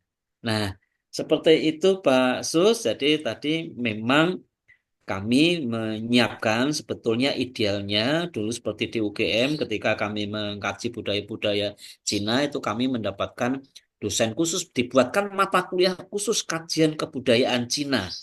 Nah, tapi tampaknya UNES belum bisa karena itu kan berarti menyiapkan banyak dosen, banyak remun dan Ya, sebagainya ya, gitu nggak masuk kan itu. nggak masuk. Salah ya kalau katakanlah kalau ini ada budaya apa etnis Dayak, topiknya material seperti itu. Ada budaya Dayak mata kuliah umpama salah satu contoh. Nah, jadi kami mata kuliah sosiologi, antropologi, psikologi, komunikasi seni itu kita tawarkan sebagai satu bingkai untuk menguatkan topik-topik mahasiswa. Jadi itu Pak Sus, mudah-mudahan bisa terjawab semuanya. Mohon maaf jika Oke. tidak terjawab. Matur suwun Pak Oke. Sus. Matur nuwun luar biasa. Biar menjadi inspirasi khususnya Kaprodi-nya ini Prof Kun. Baik, terima Soal kasih cari ya. murid. Ya, menginspirasi untuk semua yang hadir ya dan bisa ditularkan pada yang lain Ya. juga. Baik, mungkin ada lagi, kita masih ada waktu kurang lebih 15 menit. Monggo. Saya coba, Oh, monggo Prof. saya Dipersilakan, Ye.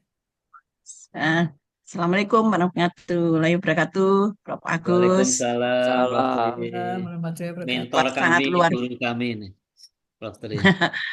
sangat luar biasa sekali S3 Pendidikan Seni di Semarang ini ya. Sangat luar biasa sekali sampai dengan saat ini, yaitu sampai mahasiswanya aja puluhan.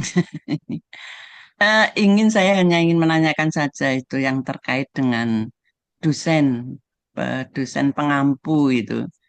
Kalau tidak salah tadi saya juga melihat di apa posternya itu ya ada Prof. Juli dari Surabaya itu ya. Nggih. Nah, ini bagaimanakah kedudukan dari dosen luar itu? Apakah sebagai tamu atau sebagai dosen secara periodik mengajar seperti yang dibutuhkan oleh mahasiswa atau bagaimana? Atau eh, bagaimanalah yang terkait dengan apa honorariumnya dan sebagainya itu ya karena itu kan tidak di sepertinya tidak ada di aturannya ya itu ya. Mohon terima kasih gitu aja Prof. Agus. Nggih, matur nuwun Prof. Tri. Jadi ketika kami mengelola sebagai Konprodi, itu awal-awal sedikit sekali hanya 3 orang dan sebagainya. Tapi prodi sebelah kok banyak. Prodi sebelah itu olahraga loh, banyak banyak sekali kan itu. Kami protes, kami membutuhkan dan membutuhkan itu tidak hanya berdasarkan konten, berdasarkan disiplin ilmu, tetapi tadi kerjasama. Sebetulnya kami mendatangkan dosen luar itu disebut bukan dosen tamu, Prof. Tri, dosen kontrak. atau dosen luar Hmm. biasa. Nah, Ya. dosen kota ya tetap ngajar penuh itu kalau 18 kali pertemuan, jika satu mata kuliah itu ada dosen tim 2 orang, itu berbagi 8 kali pertemuan, 8 kali pertemuan. Di SK kan ada SK rektor. Kemudian begitu selesai nanti kita ajukan ke bendahara, kemudian akan mendapatkan honor sebagai dosen. Ya. Jadi ya banyak-banyak dapatnya kalau kalau satu SKS katakanlah eh, berapa kalau beliau mengajar 2 3 mata kuliah jadi banyak 18 juta kadang-kadang 20 juta menerimanya per semester itu Prof. Tri. Nah, Iya. namun Itu mohon daring atau maaf luring? Daring yang apa? hybrid Prof. Tri, jadi Hybrid. Oh biasanya iya. kalau harian itu kita tetap daring. Nanti kalau ujian begitu, ujian mahasiswa kami wajibkan untuk hadir. Nah, saat ujian itu dia menempuh ujian mata kuliah tertentu juga tadi mengikuti kewajiban-kewajiban yang dilakukan kegiatan prodi, kuliah umum dan sebagainya itu tadi, Prof. Tri. Jadi Iya. kemudian nanti kami juga ketika mahasiswa itu datang langsung ke kampus, kita laksanakan juga kuliah blok gitu. Kuliah seharian Hmm. begitu. Ya, jadi Oh, iya. itu juga mengefektivitas dari dosen-dosen luar. Berarti dosen luar kami hadirkan, kemudian kuliahnya blok penuh, dianggap 2 3 kali pertemuan. Kali Nah, itu tatap kan muka. lebih efektif, karena kuliah S3 kan tidak selalu mentolong terus kan, Prof. Tri. Kan Iya. ada penugasan, penugasan, diskusi-diskusi seperti itu. Namun Hmm. sekarang, Prof. Tri, adanya efisiensi, sebelum kami mengajukan pengunduran diri, itu sudah diberikan bendera putih oleh pimpinan. Pak Agus, mohon sekarang jangan ya, begitu. Eh, Manfaatkan, efektifkan tenaga-tenaga yang dari dalam, karena kami terbatas pendanaannya sekarang sudah ada efisiensi pendanaan. Jadi dosen luar, penguji luar yang proposal, narasumber sekarang sudah dibatasi, Prof. Tri. Hanya yang Iya. masih boleh ujian tertutup, ya penguji dari luar karena itu kan wajib. Wajib penguji eksternal 1 orang. Itu wajib. Nah, bagaimana yang sudah di SK-kan menjadi tim promotor, ya berlanjut. Mahasiswa kami minta untuk, karena aturannya seperti ini, apakah sanggup untuk memfasilitasi pembimbing dari luar?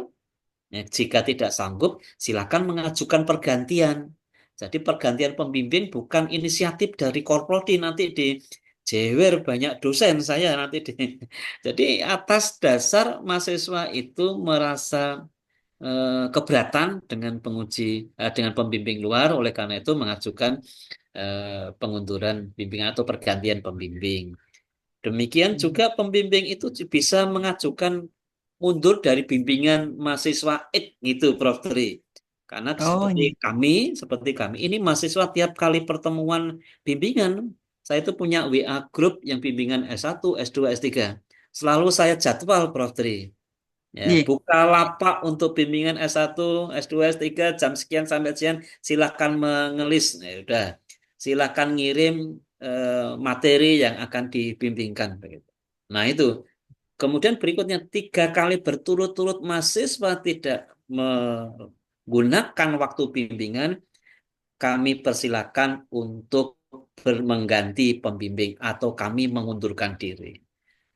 Itu tampaknya senjata saya itu menjadi senjata yang ampuh sehingga mahasiswa kan meskipun tidak punya bahan ya pokoknya ngetok ngomong kemana-kemana tapi kan sudah ada pelaksanaan bimbingan gitu untuk mengatasi.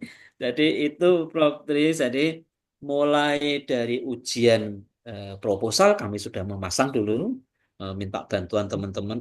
Itu bukan mengapa kami mengundang dosen dari luar itu bukan semata-mata untuk kepentingan mahasiswa, tapi juga untuk memprovokasi, membuka diri dosen-dosen. Oh ternyata Pak Sus cara membimbingnya, cara pertanyaannya, pengetahuannya seperti ini. Kami belajar dari Pak Sus. Tadi sudah disinggung oleh Pak Sus. Bukan untuk mahasiswa. Mahasiswa dapat, dosennya juga dapat. Berarti apa yang saya berikan kepada mahasiswa ini kurang bisa dilengkapi dengan dosen-dosen luar. Baik cara, kalau cara Pak Sus kan berbeda. dengan cara yang lain. Pak Sus seperti narasumber itu, wah, kalau saya mahasiswanya dredeg mesti keren gitu kan Pak Sus. Meskipun Ah, hatinya itu takut lembut ya. Pak Sus. Iya, meskipun hatinya Pak Sus itu lembut, wah itu saya jadi pembicara satu meja dengan Pak Sus. Waduh Pak Sus ini, Pak. Sesuk mesti ora diundang meneh gitu kan. Jadi tidak Pasus itu apa adanya, ya apa adanya ini. Jadi ini loh, ilmu baru, saudara jangan begini, jangan stagnan begini, begini, begini. Nah itu cara Pasus. Tapi dengan demikian teman-teman kan terbuka, teman-teman terbuka. Nah, jadi itu Prof Tri, tapi sayangnya di semester ini adanya efisiensi semuanya itu tiarap Prof Tri. Tiara bagaimana mungkin kita bisa mengembangkan semaksimal. Kemudian bagaimana mungkin IQ 1 sampai 8 itu bisa terpenuhi ya? Karena terbatas, kita nggak bisa berdiskusi seperti ini itu juga dibatasi. Makanya kami menggunakan strategi-strategi itu sambil menyelam minum air begitu kan, airnya tidak hanya seteguk, ini dapat, ini dapat, ini dapat, ini dapat. Termasuk mudah-mudahan minggu depan ini kami atas nama APSI akan audiensi ke kementerian, ya, 3 kementerian itu untuk yalah, apa ya, eh, apa namanya ya Pak Sus ya, jemput bola lah. Kita tidak menunggu jemput bola, ya mudah-mudahan kebetulan Prof Junita itu kenal dengan Prof eh, Buning, Prof Suning atau apa, Sekjen atau apa itu ya. Itu ya kita bincang-bincang terkait apa yang bisa kita lakukan. Asosiasi bisa membantu apa, terutama terkait dengan menggunakan syarat wajib kekaryaan, karya seni. Ini mulai kami kejar begitu, termasuk nanti juga kompetensi profesi yang akan kita ambil. Jadi memang mumpung ini orangnya baru dan sebagainya, mudah-mudahan ya dengan modal sendiri-sendiri, modal sendiri-sendiri Pak Sus sudah merasakan itu. Pokoknya ketua umum wani tombok gitu.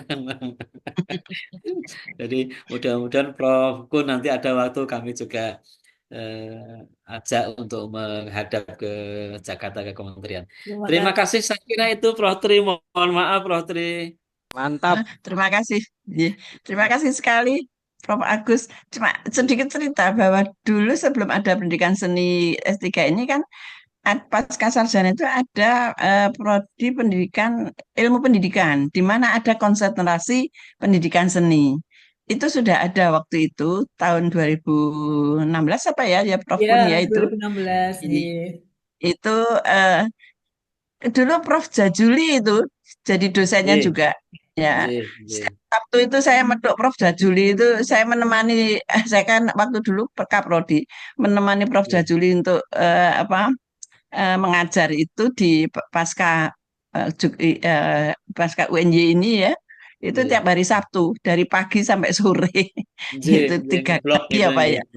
Iya, Blog itu seperti itu iya, dan kami juga tidak menyangka waktu itu malah justru dari mahasiswanya yang pertama itu adalah mahasiswa dari Thailand itu dan sudah iya, lulus sekarang ya Watanan itu ya Bu Enis ya iya. Prof Bu Enis itu ya ya Watanan itu dan selanjutnya juga ada juga ya dari Semarang kan ada juga dulu lupa saya tuh.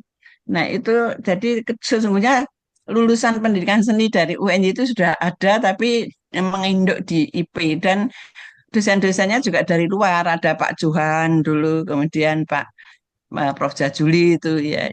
Ya itu hanya sedikit cerita saja. Terima J, kasih Prof. J, Prof. Agus. Wah, J luar sama, biasa. J, memang betul Prof. Kita juga dulu S2 pendidikan seni UNES masih di pasar sarjana maupun S3 itu dikeroyok oleh tokoh-tokoh hebat dari luar UNES. Ya. Jadi Iya. memang kami tidak melupakan ya. Jadi kami tidak melupakan ada Prof. Yasra, ada Prof. Suminto, Hmm. ada Prof. Johan, banyak ya, banyak baik. Dan sekarang itu kami lihat ini bagian dari strategi yang penting.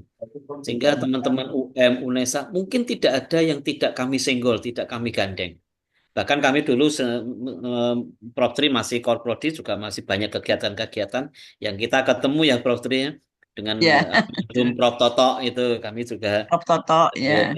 Korprodi S2, Prof. Toto sebagai Korprodi S3 kita berdiskusi dulu dengan Mas Kus dan sebagainya. gitu. Nah, ini bagian dari kolaborasi yang harus kita lanjutkan.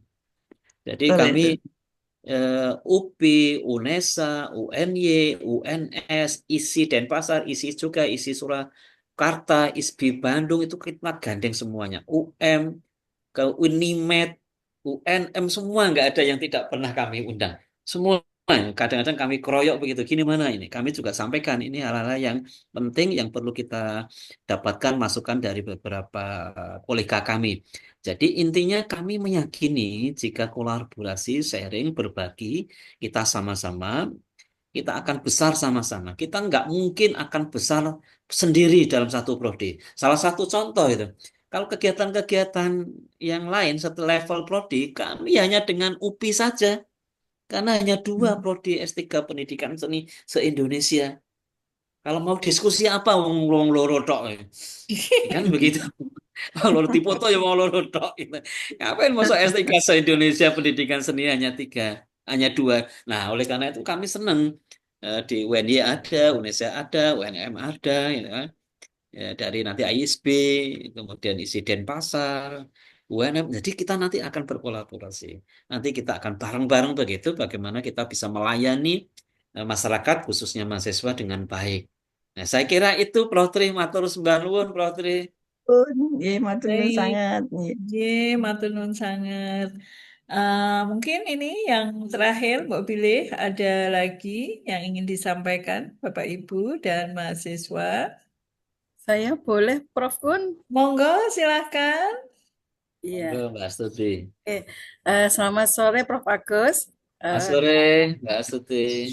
Saya mahasiswa S3 dari UNY dan kebetulan saya adalah bekerjanya bukan dosen, tetapi saya sebagai pendamping Desa Budaya Dinas Kebudayaan DIY. Dan di sini saya memang dari nol untuk kuliah S3 ini, tetapi kemarin saya dari kuliah S3 langsung melanjutkan ke S3. Dan alhamdulillah ini supportnya juga dari Kaprodi saya juga, dari Prof. Kun, dan saya dikuatkan oleh Profesor Dr. Suminta Ashayuti, dan kemudian di sini juga ada yang menguatkan juga dari Prof. Zurfi, kemudian Pak Cep, yang walaupun pejabat dulu juga sebagai teman, dosen, sahabat yang baik ini Pak Cep ini, dan suka jahili juga ini Pak. Sudah kelihatan kalau jahilnya itu Mbak. Iya. Dan yang di sini itu adalah semua dosen-dosen senior saya semua. Dan alhamdulillah ketemu di kuliah S3 ini. Dan yang saya tanyakan Prof. Agus, bahwa saya ini kan awam kan di dunia pendidikan ini, tapi saya mempunyai semangat untuk kuliah S3 walaupun saya bukan dosen gitu. Dan kemarin biaya kuliah saya juga mandiri, sendiri, bayar sendiri, karena dia kuatkan oleh Prof. Minto yang kemarin juga sebagai pembimbing S2 saya, dan kebetulan saya disemangati oleh Kaprodi yang luar biasa ini, walaupun perempuan tapi semangatnya luar biasa ini. Prof. Kun ini memberikan semangat yang luar biasa buat saya. Yang saya tanyakan begini, Prof. Nanti percepatan untuk kita kuliah S3 ini normalnya itu berapa tahun gitu. Kemudian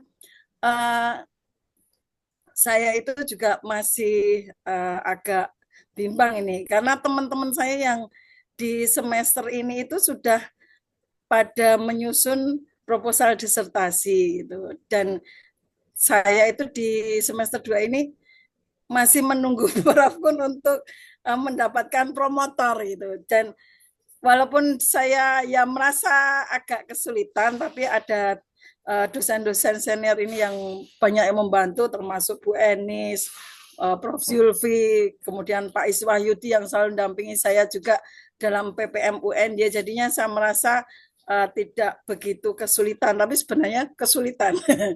Nah ini bagaimana petunjuknya? Karena saya di sini posisinya bukan dosen, tetapi saya mahasiswa gitu. Mohon petunjuknya untuk Prof. Agus bagaimana nanti ke depannya saya untuk berjalan ke depannya, walaupun ini ada Prof. Kun, Kaprodi saya ya, tapi ini kan kita bisa sharing untuk bagaimana toh langkah-langkah ke depannya dengan saya kuliah di UNY dan di UNES, biar nanti saya itu dapat ilmu yang lebih banyak lagi dan untuk perbandingan. Oh, ternyata saya harus di semester ini harus ujian ini.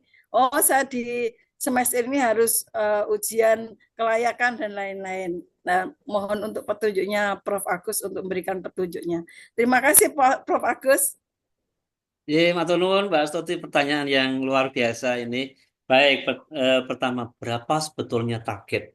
Berapa tahun lulus? Itu tiap perguruan tinggi berbeda-beda. Mengapa berbeda? Ya, tergantung kurikulum. Kalau kurikulumnya itu dijereng-jentreng sampai 4 tahun, ya nggak bisa lulus 3 tahun. Kan begitu strateginya. Lah, apa yang sudah kami lakukan strategi saya? 3 semester itu sudah selesai semua mata kuliah. Jadi semester 1, semester 2, semua mata kuliah itu sudah selesai. Semester 3 gelem ora gelem, itu karena mata kuliah, namanya mata kuliah seminar proposal disertasi, mau tidak mau mahasiswa siap tidak siap di semester 3 pasti ujian proposal. Nah kan seperti itu. Nah dan itu berbeda. Nah nanti tinggal Prof. Kun dan Bapak Ibu yang lain untuk membuat kurikulumnya, bagaimana sebaran kurikulumnya. Meskipun di dalam Permendikti 53 mahasiswa S3 kuliah itu minimal 3 tahun, ada minimalnya. Kalau dulu tidak ada minimalnya, maksimalnya ada 6 tahun. Kalau 6 tahun nggak lulus ya DO. Tidak ada minimalnya, mau 2 tahun lulus boleh, 2,5 semester boleh. Jadi 2,5 tahun boleh, 3 tahun boleh. Tapi kan kami punya strategi. Strateginya mahasiswa kami minta untuk membuat pernyataan. Pernyataan 3 tahun harus lulus, 6 semester harus lulus. Nah itu kan paling tidak secara psikologis dan di atas kertas, mahasiswa berjanji. Karena Mbak Astuti, mohon maaf, kecepatan atau ketepatan lulus itu tidak hanya pada tangan prodi atau lembaga, tetapi mahasiswa itu. Dia buat konsep kurikulum semaksimal mungkin. Kalau mahasiswanya lelet, mahasiswa nggak peduli, mahasiswa nggak serius, ya podo wae. Nggak akan bisa, ya mesti ya lama. Ya tadi, sedikitnya kami paksa. Kami paksa tanggal ini, tanggal sekian harus ujian. Tanggal ini ada disertasi camp. Nah, seperti itu. Ya kami paksa. Ya kan ini.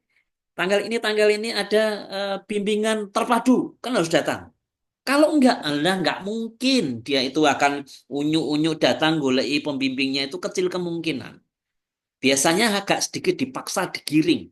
Nah itu bisa. Kalau sudah dikondisikan oleh prodi, dipaksa digiring, nah mahasiswa kemudian proaktif, dipastikan belum sampai 3 tahun sudah lulus. Ya kan itu.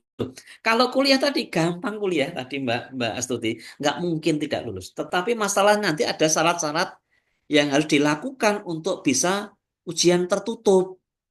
Ya, harus lulus ini, harus sudah publikasi ini, harus ini. Ya, kami kemarin di apa diberikan informasi Mbak Penti, kalau di sini Pak Agus tidak perlu harus selesai publikasi Scopus.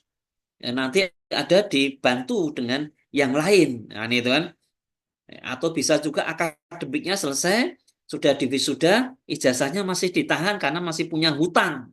Hutang publikasi, hutang apa.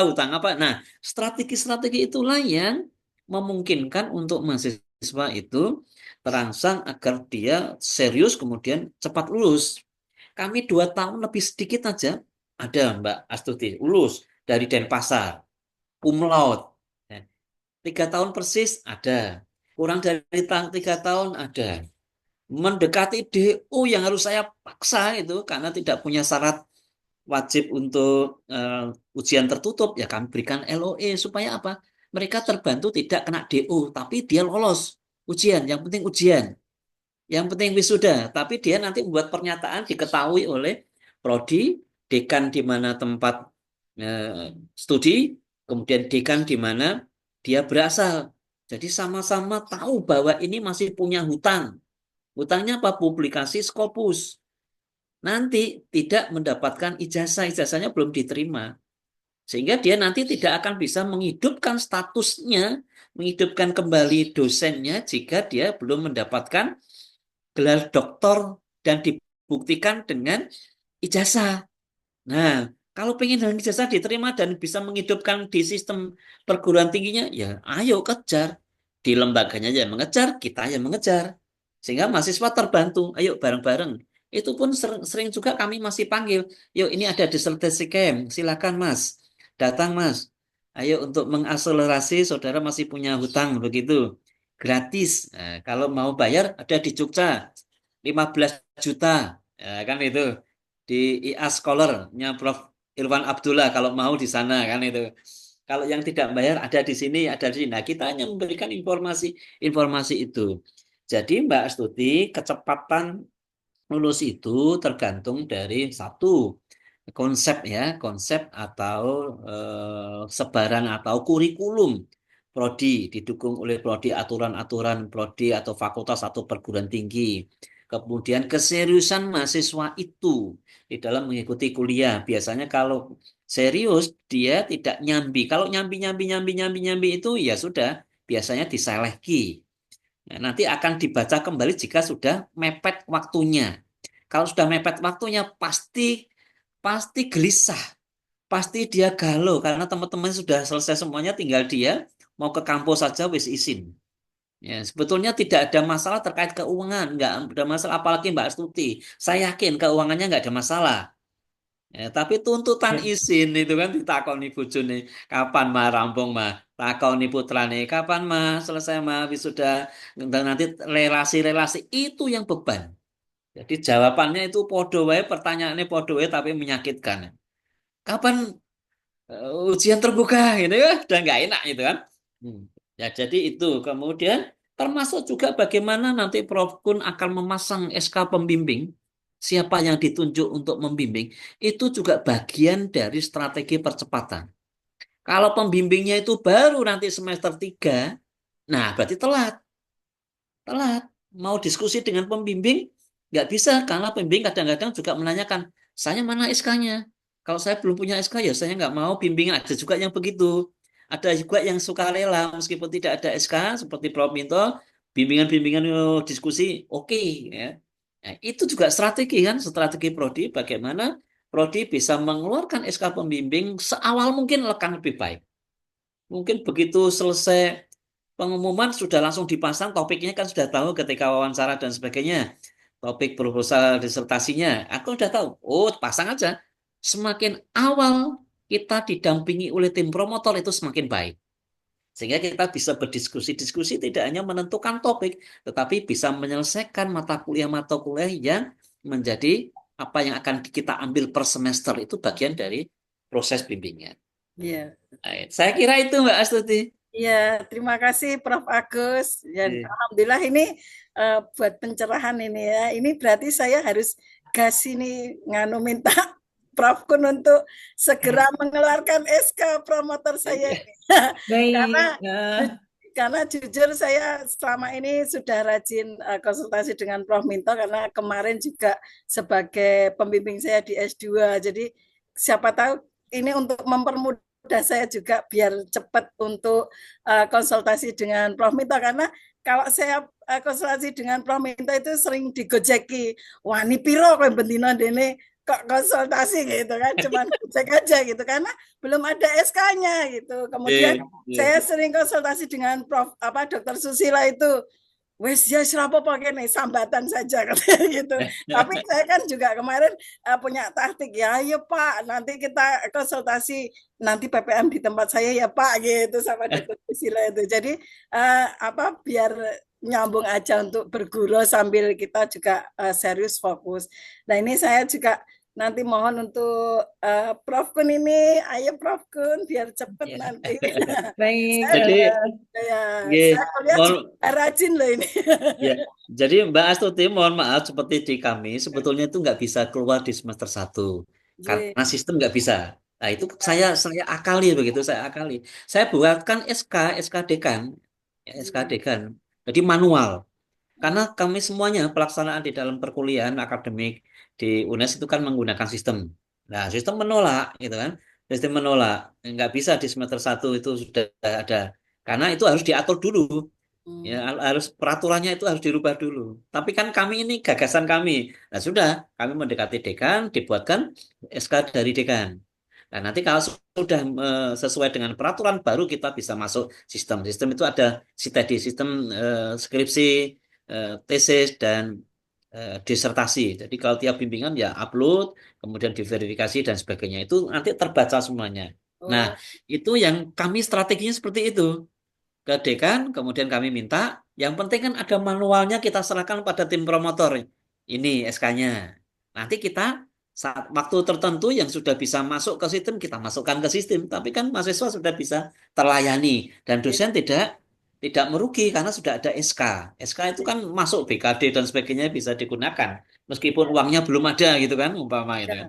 betul. Nah, Iya, iya. saya kira itu strateginya Mbak Stuti nanti Siap. ke Prof Kun akan bisa J, melakukan. ini Ya. juga saya juga ada semangatnya juga sama Prof Kun dan eh, ini apa ada Pak J, ada Prof Zulfi karena kemarin juga saya sudah dijagokan mendapatkan beasiswa juga jadinya agak tenang tapi harus 6 semester harus selesai jadi ini buat semangat Betul. saya biar Iya. nanti biayanya nggak membengkak gitu. Oke, Iya. terima kasih Prof Agus, terima kasih Iya, semuanya. iya. Baik, Mohon J. maaf kalau ada Iya. perkataan yang kurang berkenan, nyun pangapunten.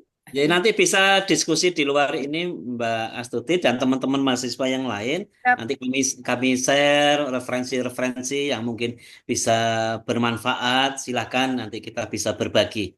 Jadi Ya, tidak menutup kemungkinan tidak hanya di sini. Nanti silakan WA saya ada di Pak Sus ada di Prof Tri ada di Prof Kun ada, Mas Kus ada, Pak Wayan juga ada. ya, Silakan siap. nanti kita berbagi. Nanti saya share beberapa referensi yang mungkin diperlukan, siapa tahu diperlukan. J. Ya. J, monggo. Siap, mohon izin nanti nyuwun nomor WA atau HP-nya. Matur J, nuwun. J, Terima kasih Prof Agus. J. Ya, matur nuwun sangat nih Prof Agus juga Mbak Astuti. Ini terima kasih terkait dengan apa pembimbingan promotor co-promotor itu mudah-mudahan sebentar lagi ya karena ada beberapa mahasiswa yang masih mau merubah judul karena ketika membuat SK harus semuanya ya masih ada mahasiswa yang menyampaikan akan berganti topik, akan merubah judul dan juga ternyata ada mahasiswa yang disertasinya itu ternyata sudah pernah diteliti oleh disertasi yang lain sehingga kami akan segera kalau kami akan teliti kembali semoga tidak ada apa kendala lagi nanti kalau sudah nanti akan kami kirimkan sebentar, Oke. sebentar lagi Terima Mbak. kasih Prof Kun. Terima Matur kasih. nuwun. Nah, kemudian terkait dengan masa studi itu kalau memang betul apa yang disampaikan Prof Agus Cahyono. Sekarang kan ada aturan baru. S2 itu tidak boleh di bawah 2 tahun. Harus harus 2 tahun plus. Artinya 2 tahun itu belum lulus nanti semester berikutnya. Demikian juga dengan S3 itu minimal 3 tahun plus itu baru bisa lulus ya. Jadi mungkin 3 tahun lulus nanti nunggu semester berikutnya untuk wisuda. Tapi mudah-mudahan apa ya apa yang saya dengar itu mudah-mudahan tidak betul ya. Tapi memang aturannya begitu kan kelihatannya begitu ya. Mungkin mungkin pemerintah sekarang menyadari ya karena berbeda dengan yang dulu ya. Kalau misalnya zaman dulu itu kuliah itu kan memang betul-betul apa ya bantingan apa artinya bantingan betul. Jadi maksudnya jadi yang dijadikan target adalah maksimal. Nah, sekarang karena mungkin kayaknya lebih mudah jadi yang dijadikan patokan itu minimal sekian tahun begitu. Dan mungkin ini juga ya ketika kita akreditasi itu kan ada penilaian masa bimbingan. Nah, ini yang disampaikan oleh Pak Dekan kami. Ketika di S1, S2 itu misalnya SK pembimbingan itu di awal, itu memang bagus ya. Tetapi ketika itu dihitung dari awal kemudian ke masa lulusnya itu jadi durasi bimbingan itu jadi lama sehingga itu juga membuat nilai akreditasi itu menjadi apa sulit juga. Jadi itu kata apa Bapak Dekan kami itu seperti buah si malakama ya karena diberikan di awal tapi nanti selesainya itu apa lama nanti akan menjadi apa ya menjadi akreditasi tidak bagus. Tapi nggak apa-apa nanti insya Allah akan kami segera apa selesaikan dengan lebih cepat lagi, ya. Baik, terima kasih Prof. Agus dan Bapak Ibu sekalian serta para mahasiswa. Terima kasih. Ini sudah jam 5:15 ya. Mungkin Bapak Ibu akan menjalankan kegiatan yang lain. Terima kasih sekali lagi, terima kasih atas kesediaan Prof. Agus terutama dan Bapak Ibu sekalian untuk berpartisipasi aktif dalam kegiatan ini. Kita tutup dengan kami juga ucapkan terima kasih kepada Bapak WD Pak Yulfi ya yang sudah hadir juga, juga Pak Cipto yang sudah memberi sambutan. Baik, kita tutup ya acara ini dengan berdoa bersama. Berdoa dipersilahkan. Terima kasih. Tapi mungkin sebelumnya kita foto dulu ya. Saya foto sebentar. Ini di halaman. Ini sudah. Tinggal 13 nggak apa. 1, 2, 3, 4, 5, 6, 7. Oke. Saya klik ya. 1, 2, 3. Oke. Mohon ditunggu untuk yang halaman selanjutnya. Sebentar. Kemudian yang halaman selanjutnya. Bang Sulfi tambah ganteng gitu loh. Ya, tambah muda. Profesor. Oke, kita Meskipun Om siap. Agus. Selamat, Prof. Oke, kita foto bersama ya. 1, 2, 3. Sampun, matur nuwun sangat ya, Ibu. Matur nuwun. Matur nuwun, Prof. Agus. Matur nuwun, Prof. Agus. Matur nuwun, Prof. Agus. Beli semua beli. Terima Sampai kasih ketemu. ya, mohon Matur izin. nuwun, Prof. Agus. Assalamualaikum warahmatullahi wabarakatuh. Sehat selalu. Mohon izin. Izin, monggo mohon izin.